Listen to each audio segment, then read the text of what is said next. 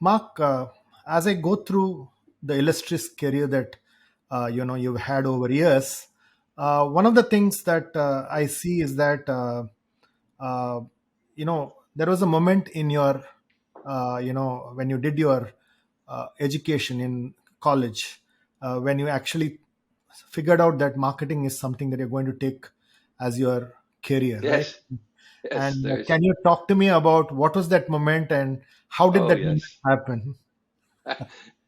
So it's it was a pivotal moment because I'll go back one step before that. I grew up in Amsterdam. I was born in the US, but almost immediately moved over to Amsterdam.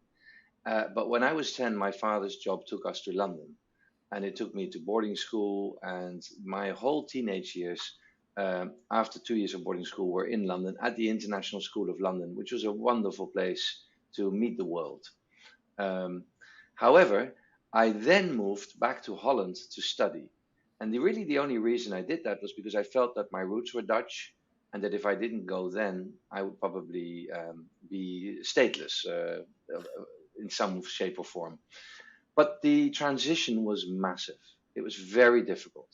And it's pertinent because my oldest just went to college and he refused to go to Holland, even though the schools there are just about free, and everywhere else in the world, especially here in New York where I live in the US, then far from free. So there was an incentive, but it was a real it was a really difficult time. The first few months there, I felt very alone. I was not easily adjusting to the Dutch culture, which on the one hand is friendly and open and transparent. That's what everybody sees, but it's also actually quite closed and and it's very normative. There are sayings like the highest tree gets cut first, or highest trees actually catch most wind, and the grass that grows the tallest gets cut first. In other words, don't be different.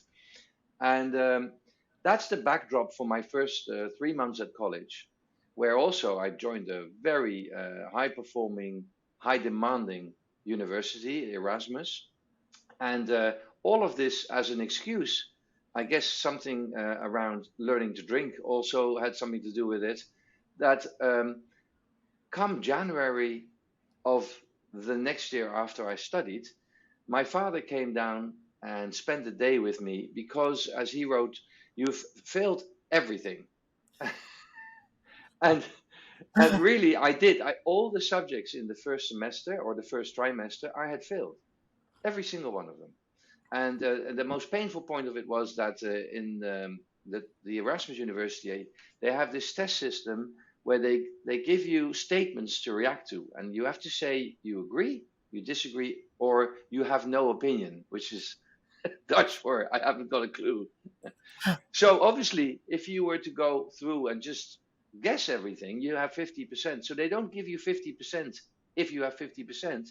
They give you 20% if you have 50%. And so it's graded. And so there were many subjects where I'd scored less than a one. It was very painful.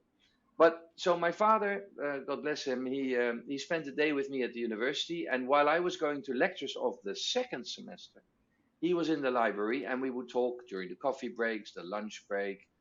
And I think it was just after lunch that I came to him and I had just had my very first marketing lecture. And indeed, I said to him, I think I found my calling. Because that lecture by Professor Bunt in Rotterdam connected at so many levels. The human decision making process, why do people want things? Why do they feel they need things? But also that there was a reply to that there was a way to think about that and commercialize that. And I felt for the first time that the qualities that I knew about myself came together. And so it was indeed, it was love at first sight, and it's been marketing ever since.